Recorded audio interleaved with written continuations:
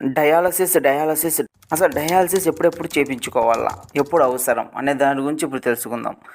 మూత్రపిండాలు పనిచేయకుండా మొరాయించడాన్ని kidney failure అని అంటారు. ఈ పరిస్థితిలో తప్పనిసరిగా కిడ్నీలకు డయాలసిస్ చేయాల్సి ఉంటుంది.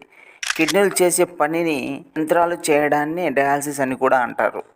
తాత్కాలిక కిడ్నీ ఫెయిల్యూర్ కూడా డయాలసిస్ చేయాల్సి ఉంటుంది. శాశ్వత కిడ్నీ ఫెయిల్యూర్కు మాత్రం దీర్ఘకాలిక డయాలసిస్ ఒకటే మార్గం. కిడ్నీ పనితీరు 10% కంటే తక్కువ పడిపోయినప్పుడు రోగికి డయాలసిస్ తప్పనిసరిగా చేయాల్సి ఉంటుంది. అంతేకాదు, హఠాత్తుగా మూత్రం నిలిచిపోయినప్పుడు, ఊపిరితిత్తులు నీరు చేరినప్పుడు, శరీరంలో యాసిడ్స్ పొటాషియం పెరిగినప్పుడు, కిడ్నీ పనితీరుతో సంబంధం లేకుండా కొన్ని ఆరోగ్య పరిస్థితిని ఆధారంగా డయాలసిస్ చేయాల్సి ఉంటుంది. ఒక్కసారి డయాలసిస్ మొదలైతే జీవితాంతం చేయించుకోవాల్సిన అవసరం కూడా ఉంటుంది. తాత్కాలిక రుగ్మతలైతే సమస్య పరిష్కారం అయ్యేంత వరకు చేస్తే సరిపోతుంది. కిడ్నీ పనితీరు మెరుగైన తర్వాత దీన్ని నిలిపివేస్తారు.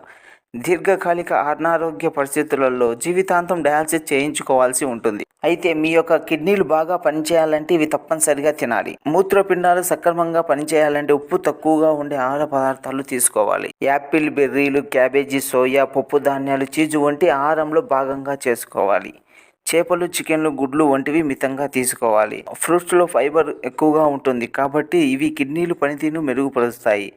యాపిల్, బెర్రీలు, ద్రాక్ష, పుచ్చకాయ వంటివి తినాలి. క్యాలీఫ్లవర్, క్యాబేజీ, ఆకుకూరలలో విటమిన్లు, ఖనిజాలు, ఫైబర్ ఎక్కువగా ఉంటాయి. ఇవి కిడ్నీలు మేలు చేస్తాయి. కొవ్వు తొలగించిన పాలను, పెరుగును, చీజ్, బ్రౌన్ రైస్, ఓట్స్ వంటి తినడం వల్ల మూత్రపిండాలు ఆరోగ్యంగా ఉంటాయి. అయితే అసలు తినకూడని పదార్థాలు ఏంటో ఇప్పుడు చూద్దాం. అరటి పళ్ళు, పుల్లని పళ్ళు, బంగాళదుంపలు, అవకాడోలను అధికంగా తీసుకోవడం మంచిది కాదు.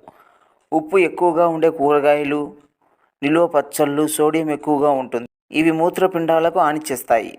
చక్కెర ఎక్కువగా ఉండే పానీయాలు, ఆహార పదార్థాలు తినడం వల్ల హాని జరిగే ప్రమాదం ఉంది.